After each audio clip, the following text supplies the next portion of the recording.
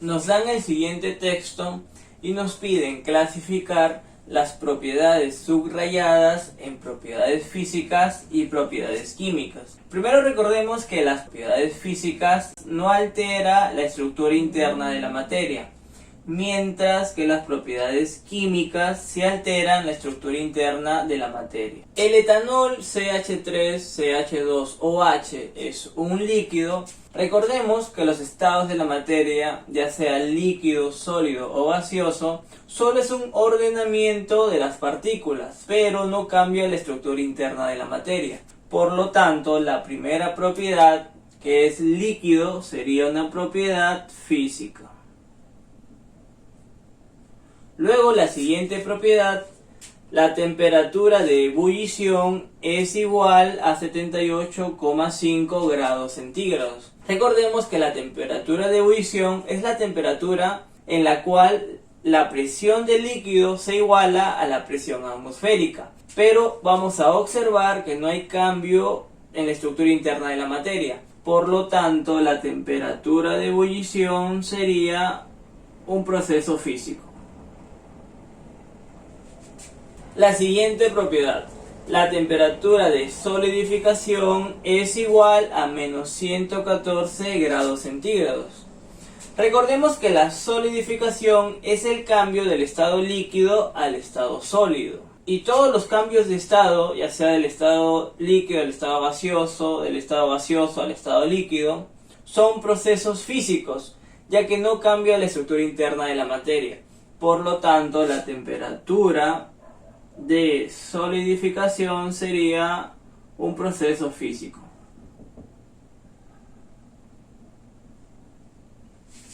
Además nos dicen que es soluble. ¿Qué significa que sea soluble? Que al mezclarlo con un líquido, que en este caso es agua, se pueda disolver, pero no va a haber un cambio en la estructura interna de la materia. Por lo tanto, soluble sería una propiedad física. Entonces, escribimos soluble. Luego nos dicen que es inflamable. Que sea inflamable, esto significa que va a haber un cambio en la estructura interna de la materia. ¿Por qué? Porque ya no vamos a poder regresar al origen. Por ejemplo, si tenemos un hielo que es en estado sólido y lo queremos llevar a estado líquido, lo único que tenemos que hacer es calentarlo, aumentar la temperatura. Pero cuando es inflamable ya no podemos hacer este retroceso.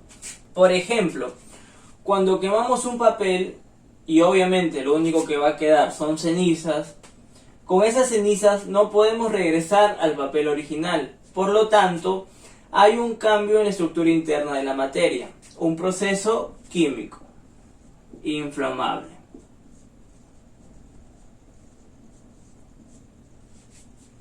Al entrar en contacto con el sodio, forma el etóxido de sodio. Esto es una reacción y todas las reacciones son procesos químicos. Entonces, formación o una reacción, ¿no es cierto? Formación de nueva sustancia. Además, por oxidación puede formar aldehídos.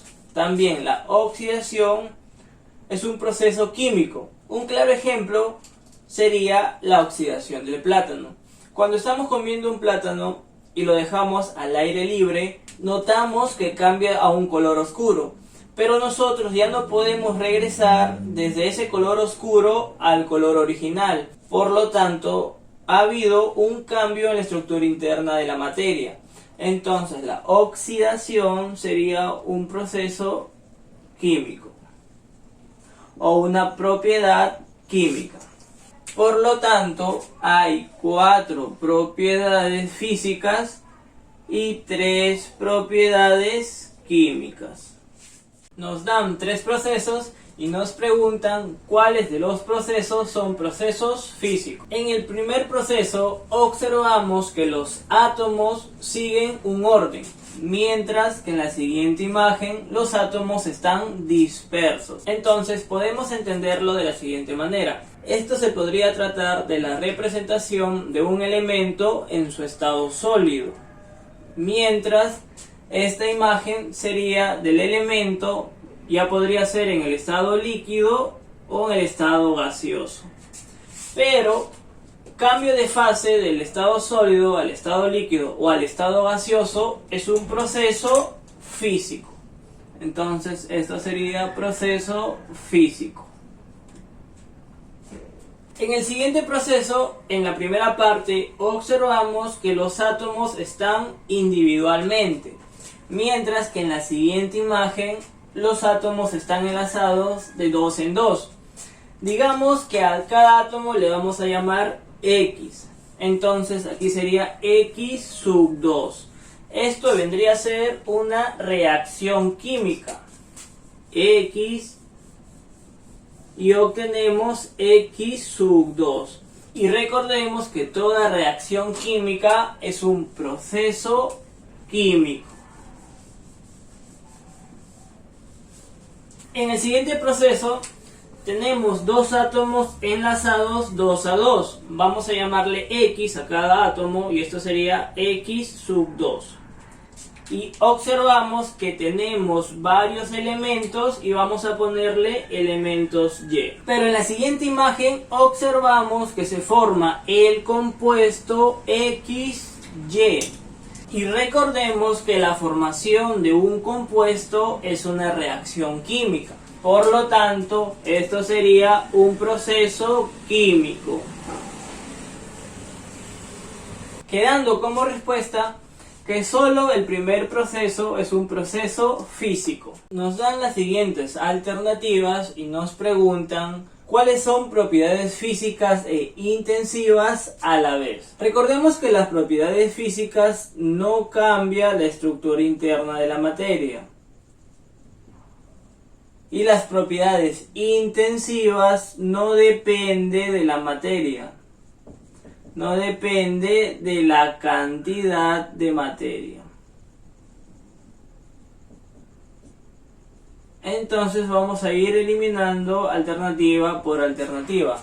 Primero, como nos piden propiedades físicas, las que tengan propiedades químicas se eliminan. En la alternativa B, inflamabilidad. Es una propiedad química. Esto se anula. En la alternativa D, combustibilidad es una propiedad química. Se anula. En la alternativa E, la corrosividad es una propiedad química. Se anula. Quedando la alternativa A y la alternativa C. Ahora deben ser intensivas. No depende de la cantidad de materia. Observamos que en la alternativa A está el volumen. Y recordemos que a mayor cantidad de materia, mayor volumen. Por lo tanto, el volumen no sería intensiva, sería extensiva. Entonces se anula. Quedando como respuesta que la viscosidad y el punto de ebullición son propiedades físicas e intensivas a la vez. Y esta sería la respuesta. Nos dicen que el mercurio 80, esto quiere decir que tiene 80 protones, tiene 4 isótopos, cuyos números de masa son 196, 198, 201 y 204. Como son isótopos, esto quiere decir que los isótopos tienen la misma carga nuclear. Todos tienen 80 protones. Y como todos los elementos están de forma neutra, el número de protones va a ser igual al número de electrones. Y el número que está acá, que en este caso es el 196, es el número de masa. Y esto es igual al número de protones más los neutrones. Y el número que debe ir acá son los neutrones. Esto quiere decir que este número más 80 tiene que dar 196. Y así vamos a calcular todos los neutrones en todos los isótopos. Por lo tanto, 196 menos 80, esto sería 116. En este lado sería 118. En este lado sería 121. Y en este lado sería 124. Ahora sí ya podemos ver cuál de las alternativas es la correcta. La alternativa A, todos sus isótopos presentan la misma cantidad de neutrones. Esto sería falso, ya que deben presentar la misma carga nuclear, la misma cantidad de protones, pero de los neutrones tienen diferente cantidad de neutrones: 116, 118, 121 y 124.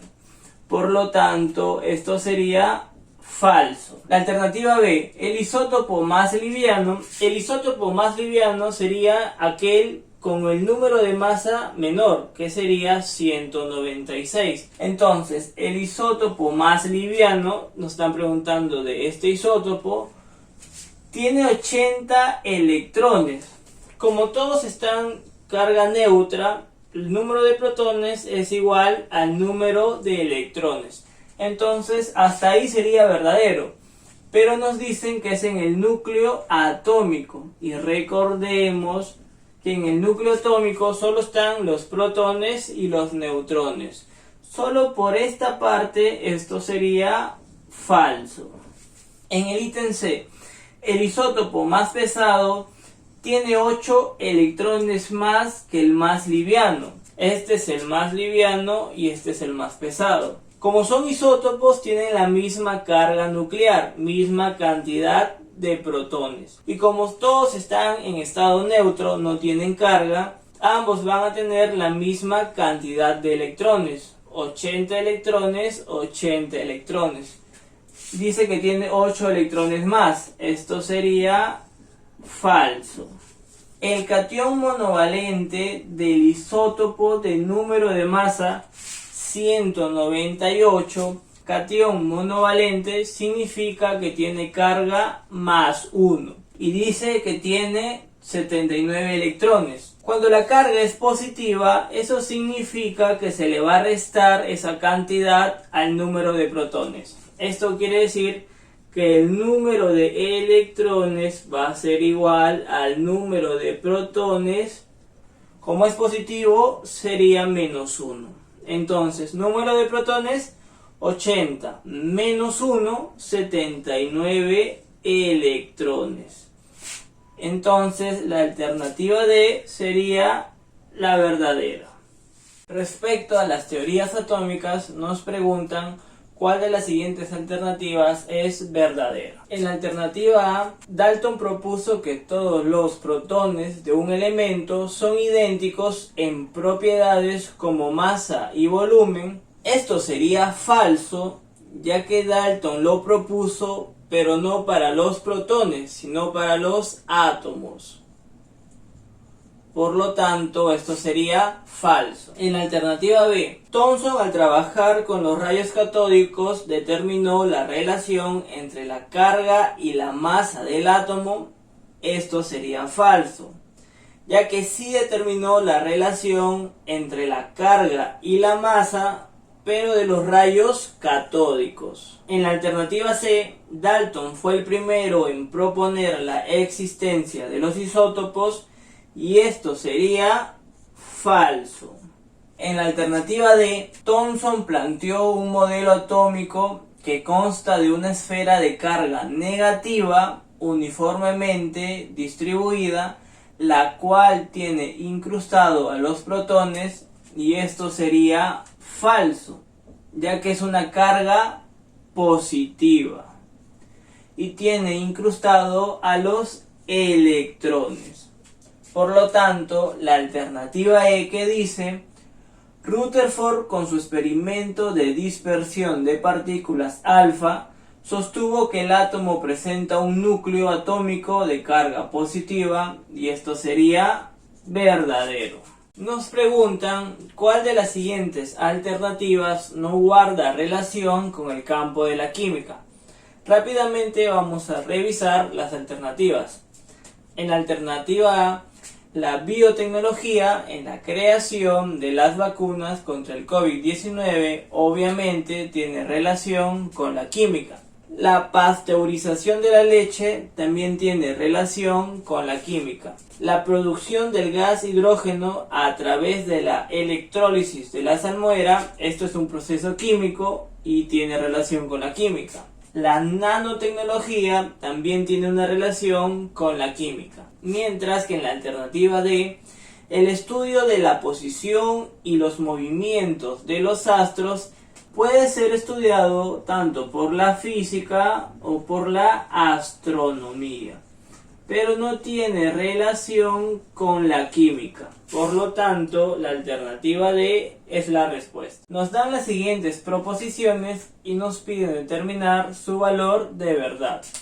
En la proposición 1, la materia en estado sólido es discontinua, mientras que la materia en estado líquido o gaseoso es continua. Recordemos que la materia es discontinua, pero es discontinua en cualquier estado en el que se encuentre, ya sea en estado sólido, líquido o gaseoso. Siempre va a ser discontinua. Por lo tanto, este ítem sería falso. En la proposición 2, el agua contenida en un vaso tiene masa, mientras que el aire contenido en un globo no tiene masa. Recordemos que la materia, tanto en el estado líquido, en el estado sólido o en el estado gaseoso, poseen masa. Por lo tanto, el ítem 2 sería falso. En el ítem 3, una onda electromagnética, por ejemplo, la luz visible, infrarrojo o ultravioleta, no posee masa. Recordemos que la onda electromagnética es una manifestación de energía. Una manifestación de energía. Por lo tanto, no posee masa. Entonces, el ítem 3 sería verdadero. Quedando como respuesta falso, falso, verdadero.